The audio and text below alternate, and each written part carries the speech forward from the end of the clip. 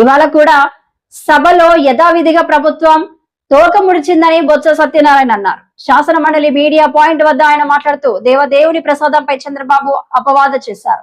చంద్రబాబు దోపిడీపై సభలో చర్చకు రమ్మంటే గందరగోళం సృష్టించారు. శాసన మండలిలో బిజినెస్ జరగాలి, ఏదైతే ఎజెండా జరగాలి, ఎజెండా ఆగడానికి వీల్లేదు, బడ్జెట్ మీద జరగాలి. సైమిల్టేనియస్గా ఆ దేవదేవుడి మీద వేసే నిందలు అపనిందలు కోట్లాది మంది మనోభావాలకి దెబ్బతగిలిన నేపథ్యంలో లడ్డు ప్రసాదం మీద దానికి సప్లై చేసిన ఇందాపూరు హెరిటేజ్ సంస్థల మీద చర్చ జరగాలి. అది మాట. ఇది న్యాయమా కాదా? రాష్ట్ర ప్రజల మీరే న్యాయ నియంత్రణలు. మేము అడిగిన తప్ప అబద్ధమా, ఇది వాస్తవమా, మేము అడగకూడదా, మేము డిమాండ్ చేయకూడదా, డిసైడ్ చేయండి. ఎవరికి ఇందులో ఆలోచనలు ఉన్నాయో, ఎవరు వాస్తవాలు చెప్తున్నారు, ఎవరు అవాస్తవాలు చెప్తున్నారు, ఎవరు రాజకీయ లబ్ధి కోసం ఆలోచన చేస్తున్నారు. ఈ అవార్డులు తెచ్చిన నేపథ్యంత నాకు వచ్చి అపాలు చెప్పాలని నోటీస్ అంట. మరి మహాభావుని దేవదేవుడి మీదే కోట్లాది మంది మనోభావాలు దెబ్బతిన్న మరి చంద్రబాబు నాయుడుకి అపాలు చెప్పొద్దా?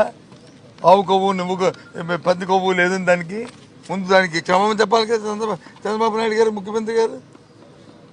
ఎందుకు చెప్పట్లేదు మీరు చెప్పండి. ముందు వచ్చి బహిరంగ క్షమాపణ చెప్పండి. నేను మాట్లాడిన తప్పు 10 మంది మంత్రులు అలా చూశాను ప్రెస్ మీట్లో.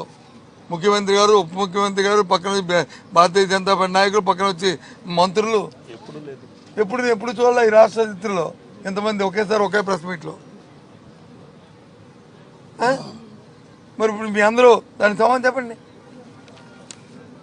కాదని చెప్పి మీ అందరూ ముందు వెంపలు వేసుకోండి, తప్పు మాట్లాడమని చెప్పండి ప్రజలకి. అప్పుడు మీ తీసుకుని మేము వస్తాం. ఏది నేను తప్పు మాట్లాడితే? నేను వాస్తవం మాట్లాడుతున్నాను. ఈ రోజు కూడా నేను మాట్లాడి కట్టుబడి ఉన్నాను. దయచేసి కానీ ఇక్కడ సాంప్రదాయ ప్రకారం ఇది మీకు నాకు వ్యక్తిగతం కాదు, ఇది ప్రజల సమస్య. ప్రజలకు కావాలి దీని మీద వివరణలు, ప్రజలకు తెలియాలి వివరణ వాస్తవాలు ప్రజలు తెలియాలి. కాబట్టి శాసనమండలిలో చర్చ జరగాలనేది మా పార్టీ తరఫున మా సభ్యులందరితో కూడా ఒకటే మాటగా మేము కోరుకుంటున్నాం.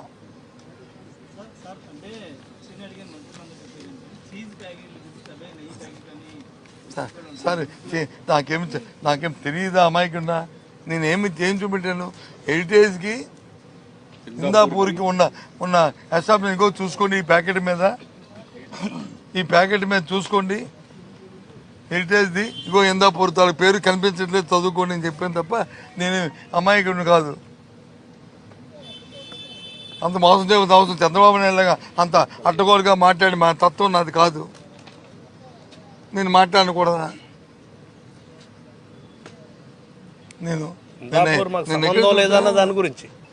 దాని ప్యాకెట్ మీద క్లియర్ కట్గా హెరిటేజ్ ఉంటూ ఇందాపురం చూసుకోండి అని ఆ ప్యాకెట్ ఇవ్వండి. అది ఉండాలి కదా మీ దగ్గర ప్యాకెట్. అది ఆ నెయ్యి ప్యాకెటో చీజ్ ప్యాకెటో ఏదో మీద ఉంది కదా, ఆ ప్యాకెట్ ఇవ్వండి అని అడిగాను. అది కూడా ప్రశ్న చెప్పలే, అడిగే అది చూపెట్టాను. మీకు అది చూపెట్టాను. ఇందాపూర్ తయారు చేసింది హెరిటేజ్ ఇదని చూపెట్టాను. ఇంకేంటి?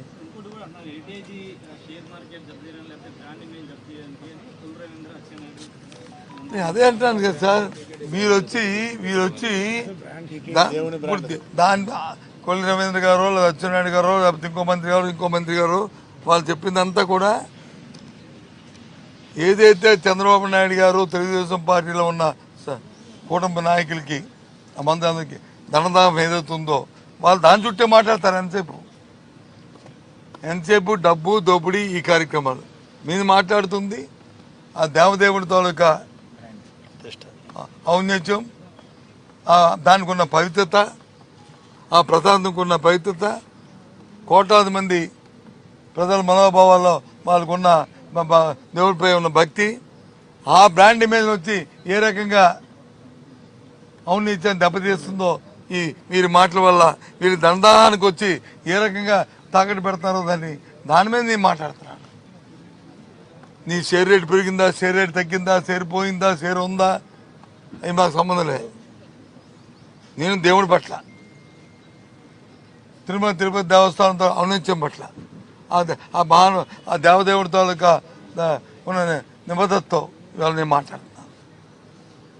నేనేమి షేర్ మార్కెట్లు, వ్యాపారాలు వీటి గురించి మాట్లాడలేదు. మాకు సంబంధం లేదు కూడా. నువ్వు షేర్ మార్కెట్లో ఈ ఎన్నికలు రాకముందు వచ్చి 250, 230, 250, 300 ఉండిద్ది. అమాంతం 700 కోట్లకి అయిపోయింది, 700కి వెళ్ళిపోయింది. మళ్ళీ ఇప్పుడు వచ్చి 700కి ఎందుకు వెళ్ళిపోయింది? రెండు సంవత్సరాల్లో ఏంటి ఈ అవార్డ్స్, ఇవే అవార్డ్స్ ఎందుకు వెళ్ళిపోయిందా? దేనికి? నేను దాంట్లోకి వెళ్ళను, నాకు అవసరం లేదు. నాకు అవసరం లేదు. వెళ్తే వాటి మీద మాట్లాడుతున్నాను, నాకు అది అవసరం లేదు. నాదంతా కూడా ఆ భగవంతుడు, దేవదేవుడు, ఆయన ప్రతిష్ట, ఆయన ఔన్నత్యం, ప్రజల మనోభావాలు, భక్తుల మనోభావాలు, కోట్లాది మంది తాలూకా ఆలోచనలు, వాళ్ళ మనసులు ఎంత గాయపడ్డాయో